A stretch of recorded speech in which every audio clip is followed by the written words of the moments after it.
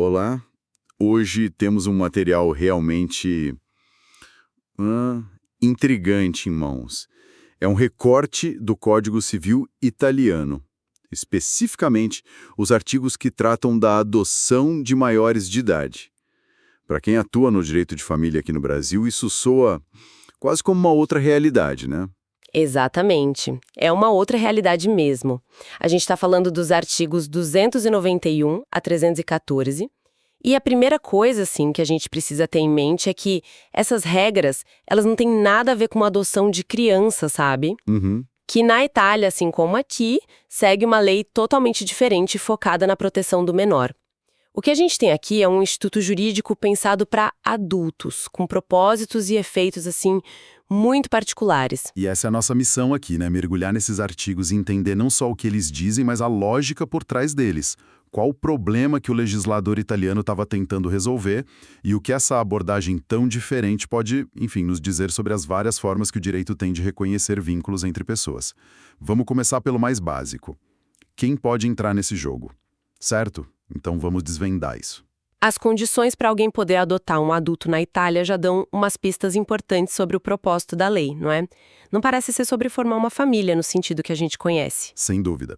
O artigo 291 já entrega o jogo logo de cara. A regra geral é que o adotante precisa ter, no mínimo, 35 anos e, o ponto mais crucial de todos, ele não pode ter descendentes. Ah, não pode ter filhos? Nenhum.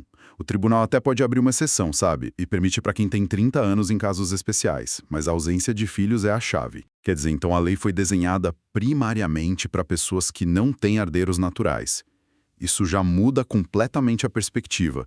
Não é sobre dar pais a alguém, é talvez sobre dar um sucessor a alguém. Precisamente.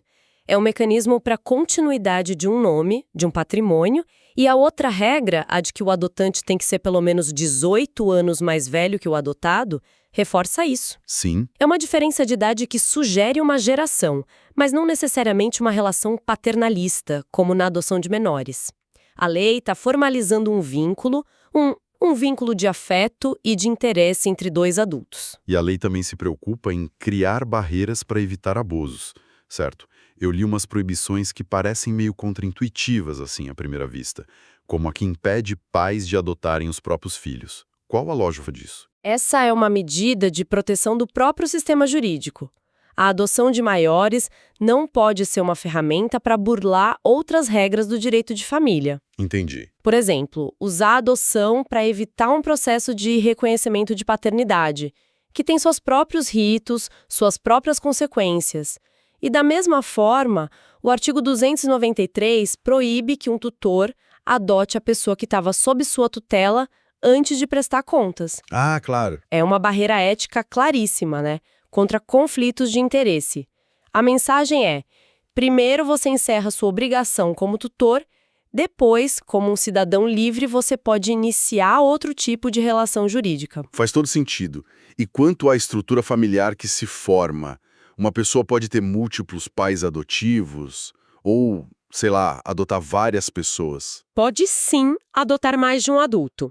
Em momentos diferentes, inclusive. Não tem um limite. Mas o inverso não é verdadeiro. A regra é que ninguém pode ser adotado por mais de uma pessoa. Ah, tá. A única exceção, e é uma que reflete bem a modernização da lei, é se os adotantes forem um casal, seja por casamento ou por união civil. Entendi. Isso mostra que o legislador vê esse vínculo como algo exclusivo, uma ligação singular, a não ser que se trate de uma entidade familiar já constituída como um casal. Ok. Então já estabelecemos o quem. As condições específicas que as pessoas precisam cumprir para sequer começar a conversa. Mas isso é só o começo. Conseguir aprovação parece ser um desafio bem maior, principalmente quando se trata de conseguir que todo mundo da família concorde. Como que o processo lida com os consentimentos? Essa é a parte processual mais delicada. O pilar de tudo, lá no artigo 296, é o consentimento mútuo e direto do adotante e do adotando. São eles os protagonistas. Mas a lei não para por aí. Ela exige o que chama de assenso, que é uma palavra que a gente precisa distinguir de consentimento. Assenso é tipo Uma concordância, mas com peso menor? Exato. É mais um estar de acordo do que uma autorização. E quem precisa dar esse assenso? Os pais do adotando, o cônjuge ou parceiro civil do adotante e também o cônjuge ou parceiro civil do adotando. Nossa, bastante gente. Sim, a lei quer ouvir essas pessoas, quer saber a opinião delas. E se um deles disser não? Adoção cancelada? É aqui que o poder do tribunal aparece. Se o juiz entender que a recusa de um desses atores é injustificada ou que vai contra os interesses do próprio adotando, ele pode simplesmente ignorar a recusa e seguir com a adoção. Uau! Isso mostra onde está o verdadeiro poder de decisão, na vontade dos dois adultos e na avaliação do juiz. Peraí, então a opinião do cônjuge pode ser derrubada. Isso é forte. Pode, mas com um limite muito importante. O tribunal não pode passar por cima da recusa em duas situações. Se a recusa vier dos pais que ainda exercem a responsabilidade parental sobre o adotando, que é raro, né, já que falamos de adultos. Certo. Ou, e aqui está o ponto crucial, se a recusa vier de um cônjuge que efetivamente mora junto com o adotante ou o adotando. Ah, então a coabitação é a linha vermelha. Se o casamento ainda é uma realidade vivida, a vontade do cônjuge é soberana. Isso protege o núcleo familiar que já existe de uma decisão unilateral que afete todo mundo, né? Exatamente. O tribunal, então, não é um mero carimbador de papéis. O artigo 309 deixa claro que o juiz tem que fazer uma dupla verificação. Primeiro, se todos os requisitos formais foram cumpridos. E segundo, uma análise mais subjetiva, se a adoção é conveniente para o adotando. A decisão é tomada a portas fechadas, o que eles chamam de câmara de concílio, depois de ouvir o Ministério Público. É um processo bem sério, bem aprofundado. E se no meio desse processo todo o adotante morre, acaba tudo? Não necessariamente, e essa é uma das previsões mais curiosas da lei, sabe? Se o adotante falecer depois de já ter dado seu consentimento, o processo pode continuar a pedido do próprio adotando. Nossa. E se a adoção for concedida, seus efeitos retroagem à data da morte. É uma forma de garantir que a vontade da pessoa falecida seja cumprida. Claro, os herdeiros podem se opor no processo, mas a possibilidade existe. Certo. A adoção foi concedida, o juiz bateu o martelo. Agora vamos para a parte que, para um advogado brasileiro, é um verdadeiro choque de culturas. O que de fato muda na vida do adotado? Começando pelo nome, que é o símbolo mais visível. O adotado passa a usar o sobrenome do adotante antes do seu próprio. Ele não perde o sobrenome original. Ah, ele adiciona. Adiciona. E se for um casal adotando, ele pode assumir o de ambos. É um sinal claro de adição e não de substituição. A identidade original é preservada e, digamos, enriquecida com a nova filiação. E é aqui que a gente chega no ponto que realmente explode a nossa lógica jurídica brasileira. O artigo 300, que fala dos vínculos com a família de origem. No Brasil, a regra é clara. A adoção rompe completamente o vínculo com a família biológica, né? Salvo para impedimentos de casamento e tal. E na Itália? Na Itália, na adoção de maiores, ocorre o exato oposto. O texto da lei é de uma clareza solar. O adotado conserva todos os direitos e deveres para com sua família de origem. Todos. Nossa, isso é impressionante. Então, legalmente, a pessoa passa a ter duas famílias, com obrigações e direitos para os dois lados. Isso aqui no Brasil criaria um nó jurídico gigantesco. Como eles lidam com potenciais conflitos, sei lá, de obrigações alimentares concorrentes? É uma pergunta excelente. A doutrina e a jurisprudência italianas trabalham para harmonizar isso, mas o princípio é que os vínculos se somam. A obrigação alimentar, por exemplo, continua sendo da família de origem. A do adotante seria subsidiária. Entendi. Mas o ponto filosófico é o mais importante. O direito italiano, nesse caso, não força o adulto a escolher uma história. Ele permite que se adicione um novo capítulo, sem apagar os anteriores. E a lei vai além, né? Ela diz que não se cria nenhum vínculo entre o adotante e a família do adotado. Nenhum. E nem entre o adotado e os parentes do adotante. Sério? Não surgem avós, tios ou primos adotivos. É uma relação estritamente bilateral, quase cirúrgica, entre adotante e adotado. Isso reforça aquela ideia de que não se está recriando uma estrutura familiar completa, mas sim estabelecendo uma ponte jurídica direta entre duas pessoas. O que nos leva, inevitavelmente, à questão da herança, que, como a gente já disse, parece ser o grande motor por trás desse instituto. Como o artigo 304 organiza os direitos de sucessão? A regra é clara e, de certa forma, unilateral, o que é fascinante.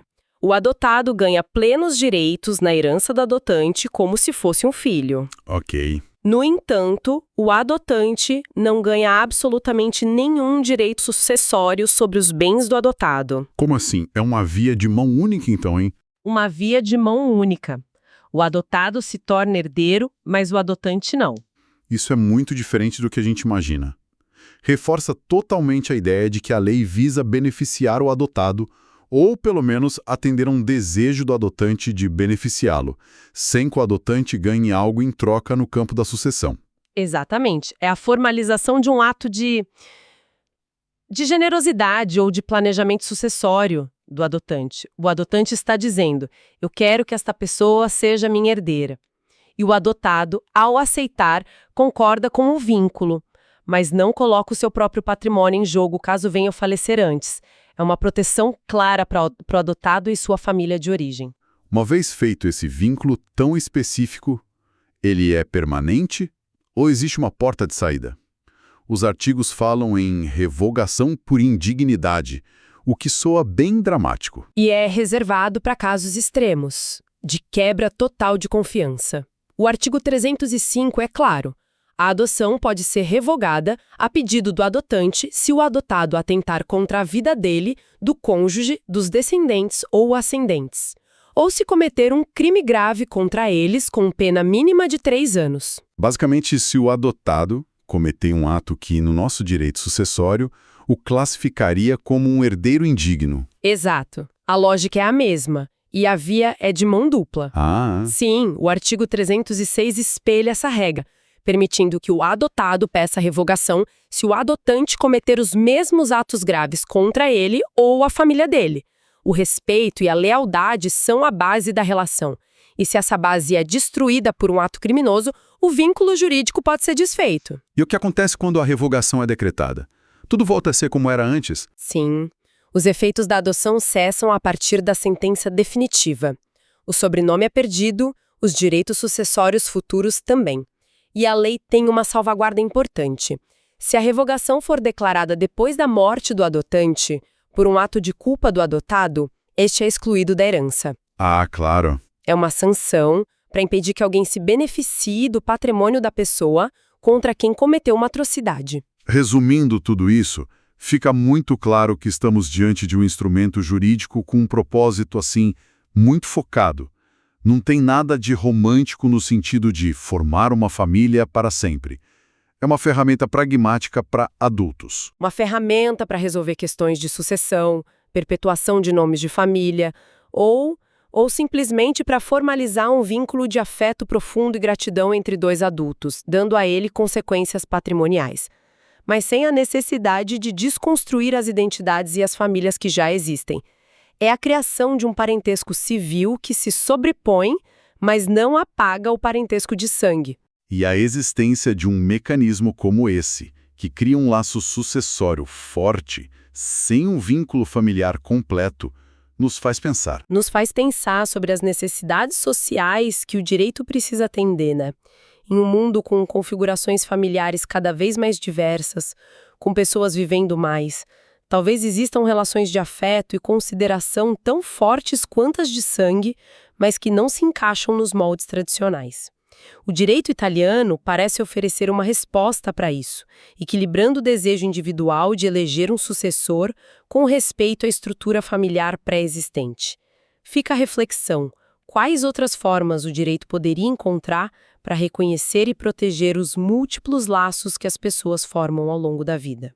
Agradecemos a sua audiência. Se esta análise foi útil, por favor, inscreva-se no canal e ative o sininho para receber notificações de novos episódios.